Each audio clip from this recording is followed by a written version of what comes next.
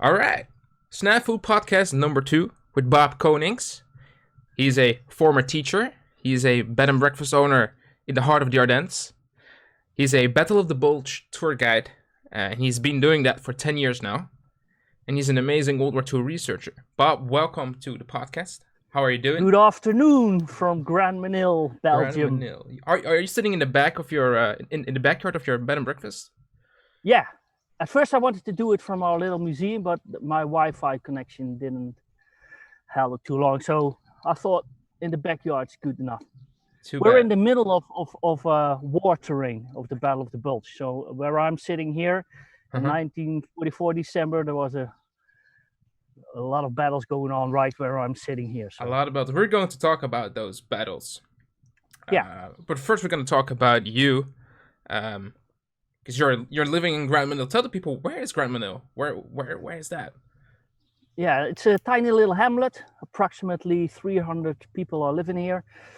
And the most known place in the area is Barak de Fraiture, also very known from the Battle of the Bulge. And the other village that's also a bit known is Manhay. And it's in the middle of the Ardennes, approximately. So Liège is just around the corner. Liège, from the Liège waffles. Yeah.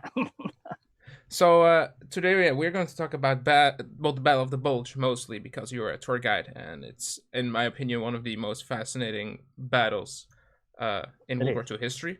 Probably because I live so close to it. You started quite late with researching the battles, right? I started at zero. I like to tell my customers before we start on a battle tour that when we were searching for a house in this area, I'm officially Dutch, we found this tiny little hamlet, Grand Menil, and one of the most interesting points in our village is the world-known Panther tank from the Second SS Reich. And I remember I'm standing right in front of it with my wife, and she asked me, what kind of a tank is that? And I said, quote, I think it's an American. So that's the part how I started. And after 12 years, I'm a bit further, of course, now. That's funny. For just people who don't know, I think a lot of people have seen the tank. I could do a little quick street view to show them what we're talking about. You won't be able to see that, but I will be able to. This is the Panther tank. I remember seeing it as a little kid when I went with my dad to the Ardennes, drove around, and I was like, huh, I didn't know they fought up north here, but they did. Yeah, it's a really interesting tank because at the moment I'm studying on its whereabouts. Officially, they say it was left behind because of lack of fuel, but we are almost 100% certain that it used to be in one of the minefields just outside of Grand Menil. But I'm studying on it right now, and with a lot of people. There's a lot of people involved in it, and I hope to publish the story within a couple of weeks. That sounds very exciting. It is. So when we talk about the Battle of the Bulge, with no offense to the 101st Airborne Division and Band of Brothers, because I think it's an amazing. Band of Brothers is an amazing series, and the 101st Airborne did a terrific job at Bastogne. But I always have the feeling that there are so much more things in the Battle of the Bulge that are interesting, and a lot of people focus on Bastogne, especially tourists that are not from Europe. They tend to focus on Bastogne. What do you think about that? Like, I mean, what do you think about the whole situation, like Bastogne? And well, people who know me, they know I'm a bit allergic to Bastogne, and like you say, it's not in an offensive way meant to dishonor the 101st Airborne and all the other troops like the 10th Armored Division, etc. Right. But when you look at the start, I think you have to look at the start of the Battle of the Bulge and the places around Bastogne, like Luxembourg, and how those guys defended the area for a couple of days, and the starting of the battles in and around St. Vith, and the fightings against Joachim Peiper in the beginning. Those troops that were scattered all over the place in thin lines and didn't know what to do. And most of them, of course, the only thing they could do is retreat to the rear. I have a really big respect of those troops because they were just with a few of them, and they were overwhelmed by thousands and thousands of German troopers who are highly motivated to get into Belgium once again. So I tend to have more focus on those troops than the troops in Bastogne. Although I also have a battle tour in Bastogne, which is really interesting. But I've got more interested in the troops that were less known. Right, you like researching. Yeah. I guess you like spitting in the archive materials and handling all the like the small facts to create a story, don't you? Yeah, absolutely. Yeah, I work with a big team. They are all over the world, like from America, England, Germany. And what we like to do is zoom in as deep as possible. And sometimes it will cost years, sometimes only a couple of months, but we like to zoom in as deep as possible, looking for planes or looking for less known battles or minor battles. That's what I like the most. Yeah. So what I think is pretty it's motivating for me is how you were a teacher before you went to the Ardennes, and I think it's really inspiring how you made that transition to becoming a tour guide and researcher, and also have your own bed and breakfast. Can you tell us a little bit more about how that started from the beginning? Well, I used to be a teacher. That's correct. And in 2004, we were considering to make a change in our life completely, like 180 degrees turnaround with two little kids. They were 4 and 8 years at that time. And in 2008, we were lucky. We found a house that we really liked, and so we moved in here. And just before we moved to the Belgium Ardennes, I found out, of course, about that Panther tank that was almost sitting in my backyard. You can't see it, but it's right behind behind me. And I wanted to know more what happened in the village. I always had an interest in history, so researching this area, it went deeper and deeper and deeper. And after a couple of months, I had so much material that I decided to turn it into a website. With the idea, then it's on the website and I can move on with my new life in the Ardennes. So that's what I did. But I forgot that I had a mailbox hanging on that website. And before I knew it, I got so many emails from all over the world, people asking questions. And at that time, I still didn't know much. I only knew Gremlin, the battles, I didn't have a clue at that time, but even what was going on in the war at Barak de Fracture. That's only 7 kilometers from here. So I started from zero, and because I got so interested in all those little stories and bigger stories and the lines, and it's immense. I think I can research this area for another 25 years if I like. So I think I'm going to do that. But that's how big not only your area, but imagine that's just how big the Battle of the Bulge is. It's never ending, right? Yeah. Wow, I find it so wonderful that you just you made a life-changing decision to move to the Ardennes, and you're like, okay, I'm gonna research this little village where I live in to provide my customers some information about the area. Yeah. And then you turn into a World War II tour guide, Battle of the Bulge tour guide, and research. I think it's amazing. There's a lot of people who don't know what to.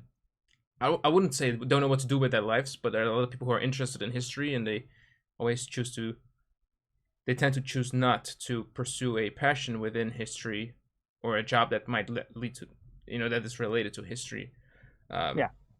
I don't think I'm not sure if you had that. I don't want to sound offensive or something, but you still ended up doing what a lot of people are probably jealous of. How do you look at that? I'm not sure if they're jealous, but Well, they I envy can't you. imagine that they. Yeah, I can imagine that. Yeah, yeah, yeah.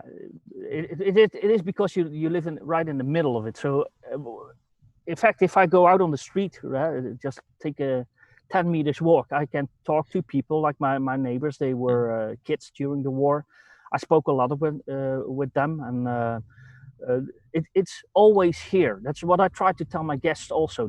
The war is always here. When you talk to the elderly, the most impressive moment that I had last year in December during the events that were going on in Manhay and Gramineel, the community of Manhay, they invited all the elderly people from the area to tell the stories they had from the war, the stories they had from the war.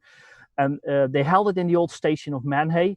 And I thought, well, maybe 10 or 20 people will show up to tell the stories. But when I entered that former station, it was completely filled with between 350 and 400 people, youngsters also, but a lot of elderly people. And they went around with microphones.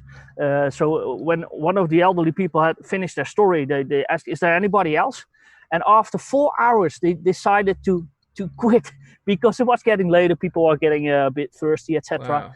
But that proved to me as a Dutch guy that the war still is in this area. You only have to ask for it and listen to it. Right. It lives with people in their heads. Yeah.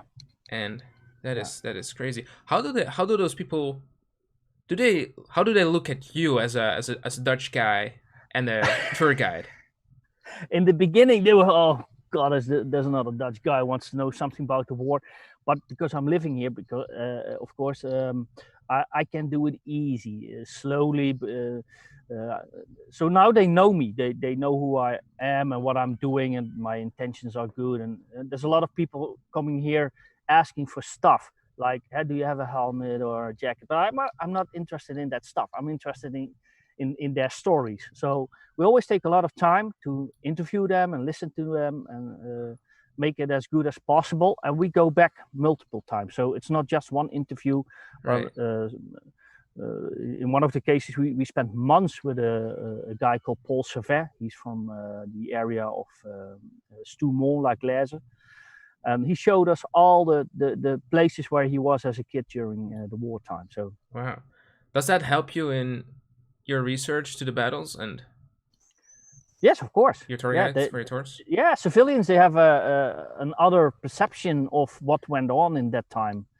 They were all kids, sometimes younger kids, or like 6 years old or 14, 15. So they got pretty good remembrance, but from a different perspective. Interesting. It is. what like do people what do you have any stories about people that come to you and ask for research? I think we worked on, I'm not sure how much you're able to tell about the Kingsize plane. How much you want to tell about the plane. Yeah. Well, it's a very long story. It's one of the researches that I almost quit because it took me too long. Right. But it all started with an invitation from the community of Manhay. They were contacted by a guy called Victor. And Victor is at the moment, I must guess, I think he's 82. And as a kid, he saw a plane crashing down in his village, the village of La Fosse. Mm-hmm. And he asked the community of Manhay if there was somebody with a metal detector who could do a research for him, because he wanted to know who was in that plane. And when we started with it, he told us it was a B-17.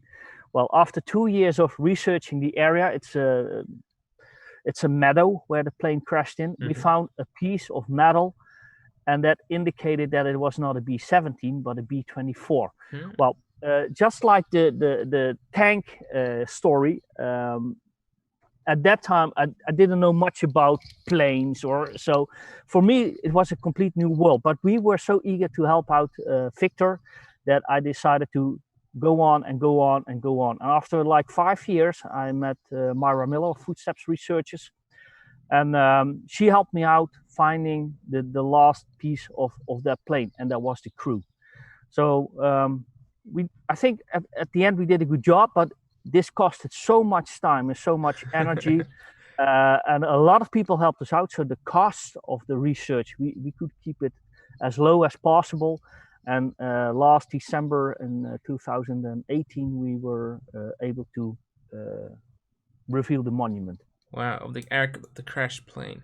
That's crazy. The team is working on a movie, on a sort of documentary film about the plane. So yeah, I think I have to turn my camera a bit, isn't it? Is the sun a bit coming in now? Yeah, it's okay. It's a little bit bright. There's something. It's okay. Yeah, the team is working on a film about the aircraft. So I don't. Yeah. We won't send. We won't share too many details or spoil too many details. But it's an amazing story of a boy that tries to bring closure to his past. Yeah, maybe that's what I tried to explain with that full hall of 350, 400 people telling the story. It's with Victor exactly the same. He and his brother saw that plane coming down, and he had many other stories, but that plane was imprinted in his head, and he even bought that land when he was an older guy already. Like in 1975, he bought that piece of land to make sure nobody could enter the terrain as long as he wanted. And it's still, when we start digging really deep, he took out all the trees and the brushes to give us some space. Wow. But when we were done, he let it overgrow again. So you can't find the place if you don't know where it is. Exactly. And there's still popping up medals from the ground. So really, that's crazy. Yeah, the monument is located between La Fosse and Grandmesnil, if I'm right, on the road. Just outside of La Fosse, yeah. There's a monument to the B-24 Kingsize aircraft with the names of the people who died and who survived. I highly suggest you check out. And what is the website? You guys have a website. www. and then B24 and then minus kingsize.com. Great. So people can check that out. Link is in the description. Now, I ask you to bring 5 items or more, whatever. Oh, it was only 5. I told you to bring some items, around 5, 3 to 4, 5, or whatever, that have a story that is, a story that is linked to your area, or just stories that you are interested in. What did you bring? Well, of course, I brought pieces of the Kingsize. Oh wow! This is a box of the Northern Bombicide. Wow. Highly classified. And in fact, I was looking for another piece, but I couldn't find. I think I still have 6,000 little pieces in my basement. And this is one of the biggest ones. It's, like I said, a piece of the Northern Bombicide. One of the best inventions for warplanes. Wow. I have some other items, like this one. Not sure what it is. It's part of the aircraft? Yep. Wow. We also found pieces of wood. Just so that people who listen, you have authorization from the Grandmesnil community to the Manhay community. Yeah. To dig and find relics. Yeah. And there are strict rules. And I know there are very strict rules from Belgian government, but they gave me permission to do this in the community and also on private property. But I always ask permission from landowners and always tell the community what I'm doing. So great, that's good. This is also a piece of the B-24. It's a part of the engine, one of the lids for maintenance in the engine. Wow, that's crazy. And of course, I have little pieces like buttons. Can you see that clearly? Yeah, I can see it's a US uniform button. Yeah. Well, this is coming from a terrain just outside of La Fosse and La Mormenil. and it's a story that I'm still working on. It's about a Jewish guy, Abraham Matza.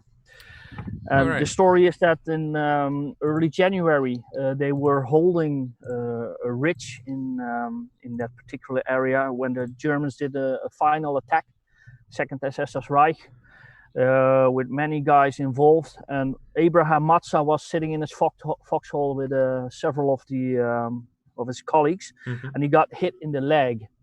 So he grabbed his bar. And he told all the people around him, you start retreating, go away from this place, and I will hold up these Germans. And one of the guys, his name is Jose Longoria, Jose. He's a Mexican guy. And I met his son a couple of years ago, Chaim.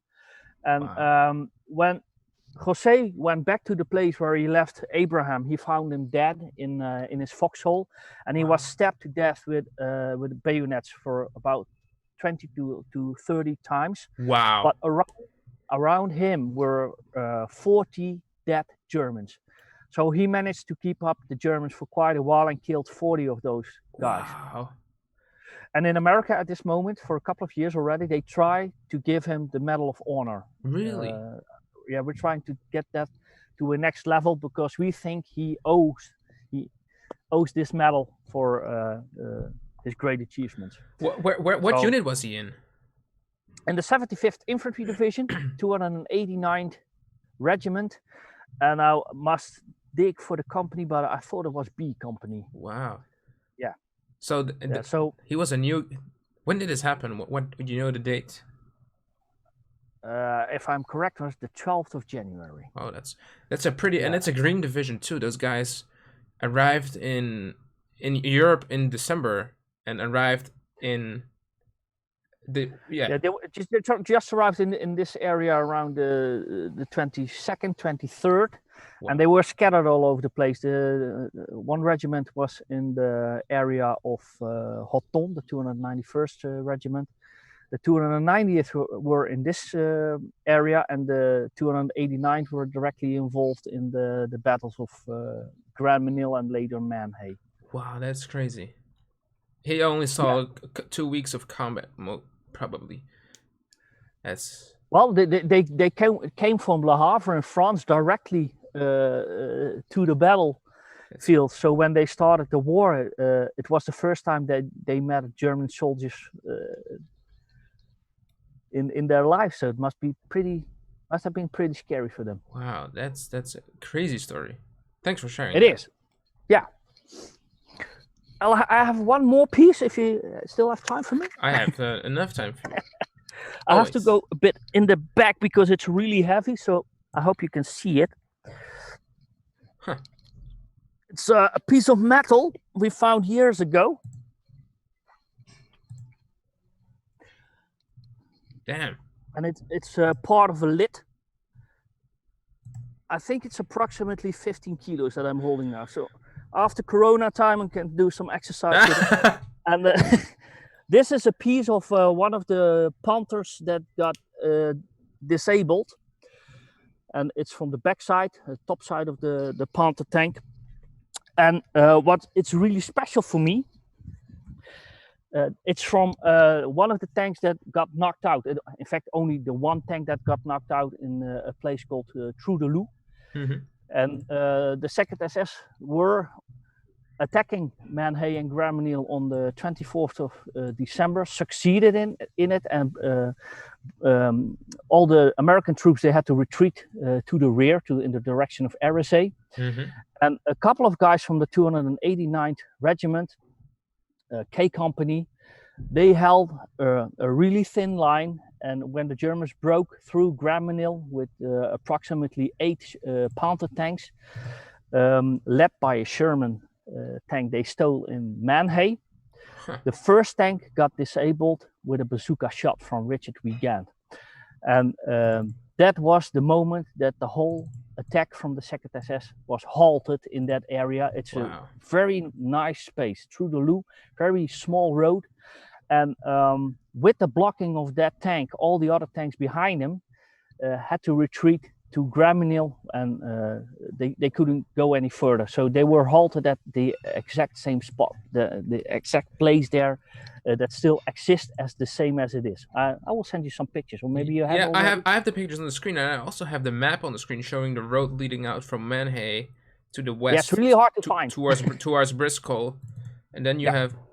I think did they change the main road? It's like it has a big curve, but they renewed they made a new way through that. But in the old road, you can see it in the curve right there. That's I believe exactly where it happened. Yeah. So. And we've been studying on this story for almost 12 years, in fact, and we found many things over there. The story about Richard Wiegand is pretty known. You can find it in many books, but I can already reveal that the story that it is told in books is not the correct one. Thanks to a lot of veterans and family members, we could find out what the exact position of Richard Wiegand was, and they say that he was on the left side of the road, but he was on the other side, just a bit behind the tank when he fired his bazooka. And firing that bazooka on the Panther tank killed him instantly because of the blast. We have his IDPF. Wow. And when you read that IDPF, you will find out that he was blown to pieces. His legs and arms were gone, and when the graves registration had to collect them, they put it all together, of course. And but that gave us an indication that something else happened than the official story tells you. The official story tells what? That it was in front of the Panther tank, and they were ambushed, of course, by this tank, and everybody panicked. And he was apparently one of the guys who remembered from training that you have to activate a bazooka round, put it in your bazooka, and then shot it. And so he shot at that's what they officially say, at the front side of the Panther tank, disabling it, but the Panther tank was hit from behind. And when you look at the pictures of that Panther tank, I have a couple of them, you won't see any damage on the place where they say that it got hit. Right, I have the pictures here. On the other side. I have two pictures here, one with snow and one without snow. Yep. Yeah. So he was. And the one without the snow with the kid in it. That's really interesting. It's a bigger picture. You can zoom in pretty good, and you won't see any damage on the front side or on the right side of the tank. Right. So it is hit from the other side. Wow, that's pretty cool. I have it right here. That's it's really interesting because we discussed a bit Bastogne and Saint Fit. As I said, it's really important. But the blocking of the second SS Das Reich in through the Loo is also a major event because the Germans were halted there, and for them it was the end of the Battle of the Bulge. The only thing they could do was defend. And as many of you know, the second SS Das Reich, they were no silly people. They were really battle-hardened troops, and they were stopped by green troops from the 75th Infantry Division. Well, eat that. That's amazing. That's truly amazing. Yeah, wow. That's a crazy story. And there's a monument for Wiegand, if I'm right. Yeah. I think I have a picture of that too. Yeah, somebody, one of the civilians from this area, he dedicated his research to Richard Wiegand, and he put up that monument. I have a picture of it of bad quality, but people are able to. It's in French. Is that the 75th Division logo, the emblem, and then the unit?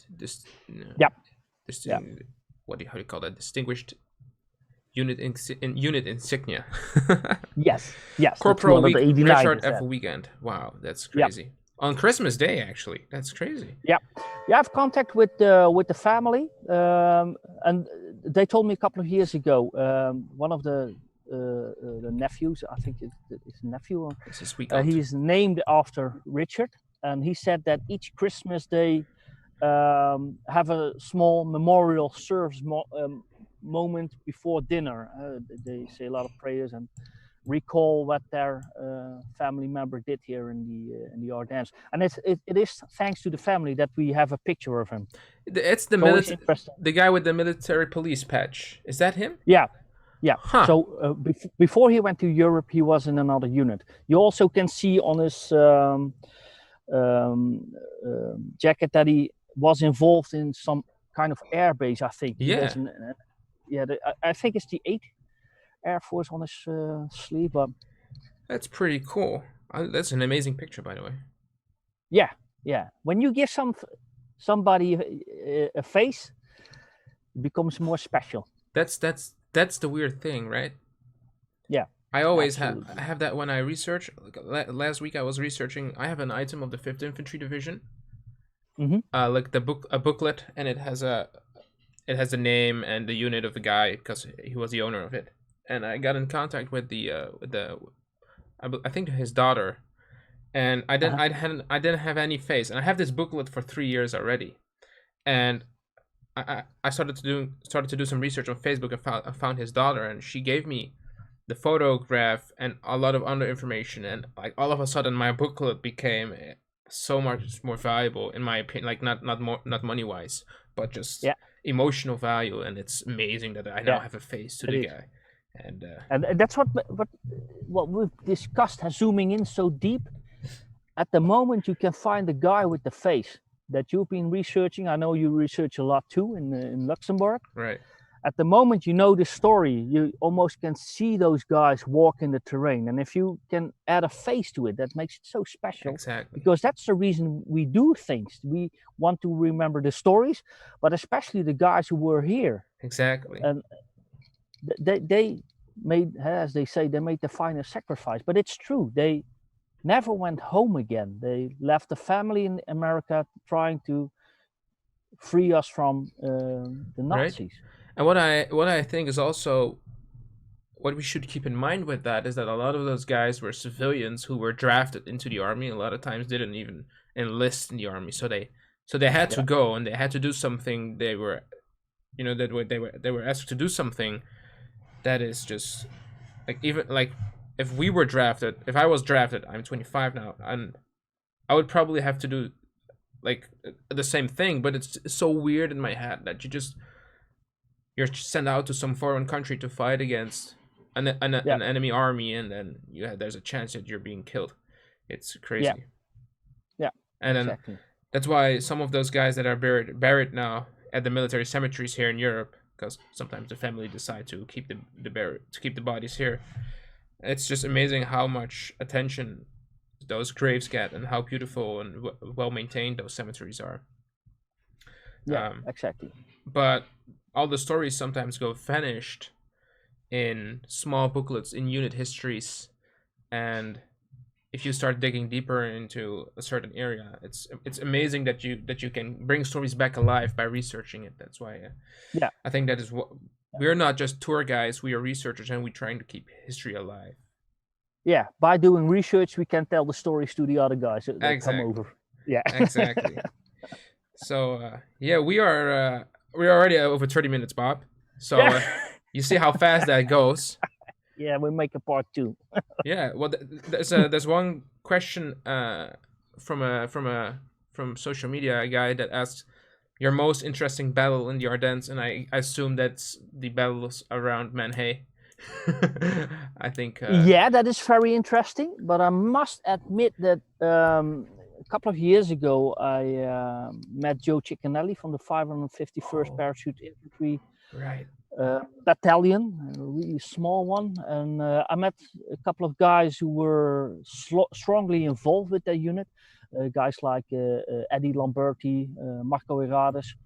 Eddie's from here. And maybe for me, that's the most special unit in the Ardennes. Of course, I love the 75th Infantry Division, but the 551, what they had to endure during the Battle of the Ardennes, it's crazy.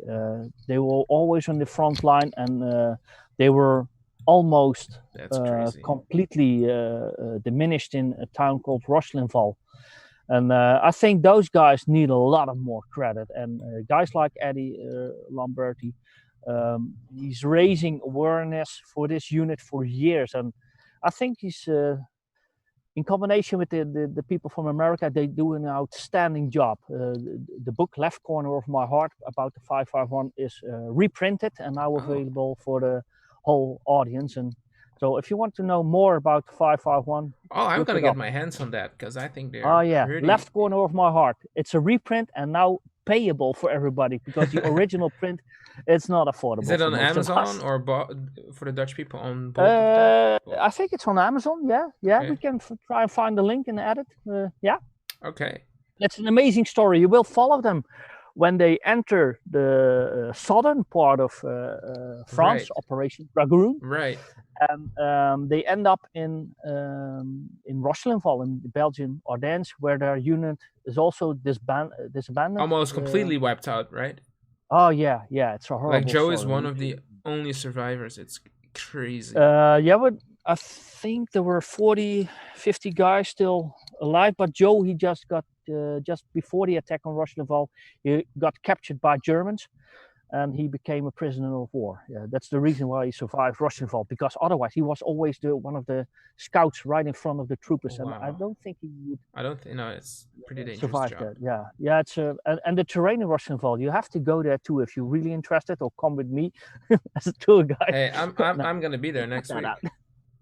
Oh yeah, we go there. I'll take you there. Yeah, and we'll do the walk of the 551. It's through the valley, and you will see how difficult the terrain is to attack the German troopers in that. Yeah, let's do that. Okay. Yeah, so if you ask what's the most I think it's the most impressive battles with that unit. Yeah, it's horrible. Yeah, that's great. Just because I think this has to be set. How do you say it? Has to be set. Like the 82nd Airborne, I know a lot of people focus on the 101st Airborne Division, but the 82nd Airborne Division, they have amazing, incredible stories that they. Oh yeah. They fought up north, near Trois-Ponts. Yeah. And it's like, oh my gosh, if you research those stories, it's crazy. And I like. And in a beautiful terrain too. When you drive around in that from Malmedy, Stavelo, Stoumont, La Glace, all those Cheneux, it's fantastic to drive there, and a real battle-hardened terrain too. Yeah. Wow. Yeah, I'm excited to go back again. So. Yeah. All right, Bob. Thank you for talking. It's been a wonderful podcast. Thank you for joining us. It was great. Thank you. If people want to stay at your bed and breakfast, they should go. Where should they go? Battletour.be?